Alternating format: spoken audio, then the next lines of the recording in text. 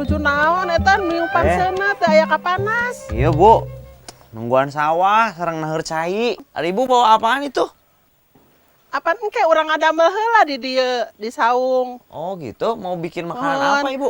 Urang ada mah angleng. Ya udah tuh kalau gitu saya bantuin ya Bu ya. Masih bersama Abdi, Banyu di Sumedang, Jawa Barat. Abdi diajak Bu Nung untuk membuat olahan dari cangkilung dan awi alias rebung bambu. Abdi pernah baca rebung alias bambu muda ini kaya akan selulosa yang cukup tinggi dan jika dikonsumsi bisa berguna untuk merangsang nafsu makan.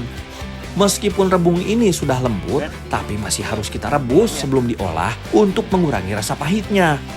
Tapi sebelum direbus, kita harus tetap buang kulit luarnya dulu untuk menghilangkan bulunya. Bu Nung juga sudah siapkan bahan pelengkap kue angleng ini, yaitu kelapa parut. Yang digunakan kelapa yang setengah tua karena serat hasil parutannya masih lebih lembut. Bu, udah nih Bu, yang hijau-hijau udah bersih sama saya. Entos jang tos Udah? beresih mohon ayeuna mah candak we ka ditu ka nu panci terus dilebetkeun di kulub. Dikulub, Mohon direbus dikulub teh Bu ya. Mohon dikulub teh direbus. Ya udah, saya ngulub heula nya Bu ya. Mohon mangga. Sok.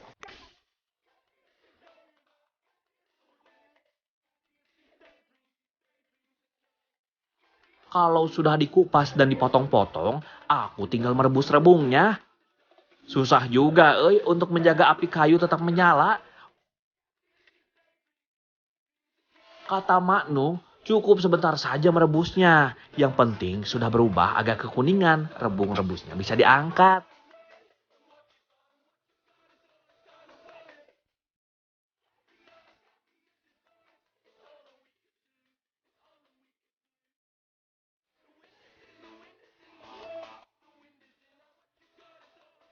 Eits, ternyata tugas Abdi masih ada, Cangkilung dalam ruas bambu ini masih harus disangrai dulu.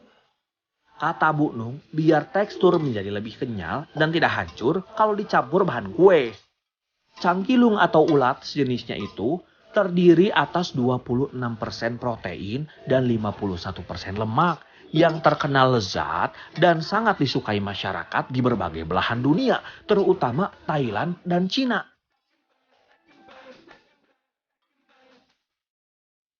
Rebung rebus yang sudah matang tinggal diparut halus agar mudah dicampur ke dalam adonan. Karena sudah matang dan lembut, jadi Bu Nung bisa lebih cepat menghancurkannya. Cangkilung sudah disangrai, rebung dan kelapa juga sudah diparut. Jadi sekarang kita siap membuat adonan kuenya. Semua bahan adonan kue angleng dimasak dan dicampur ke dalam kuali besar ini. Gula putih sebagai pemanis dilarutkan dengan air. Diaduk-aduk terus, barulah kelapa parut ditambahkan ke dalam kuali masak. Kemudian ditambahkan tepung beras. Semua bahan adonan ini dimasak dengan api besar hingga mengental. Mirip dengan membuat dodol. Kata Bu Nung butuh sekitar 45 menit agar adonan masak dan airnya mengering.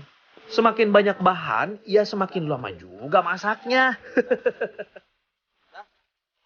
Sekitar 45 menit, adonan sudah mengental.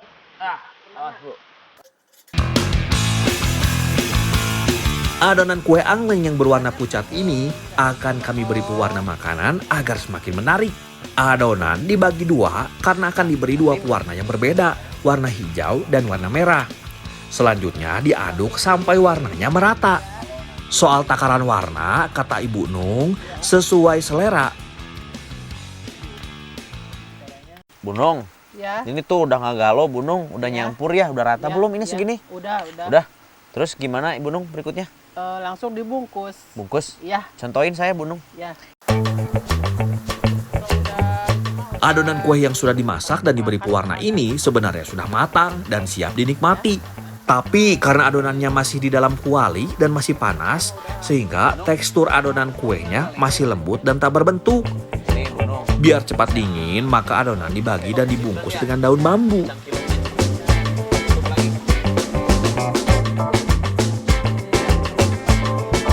Hehehe. Maaf Bu, kalau bentuk kue angleng buatan Abdi masih jelek. Oh iya, saat dibungkus jangan lupa cangkilung sangrai juga ditambahkan ke dalam, dimasukkan ke dalam adonan daun bambu.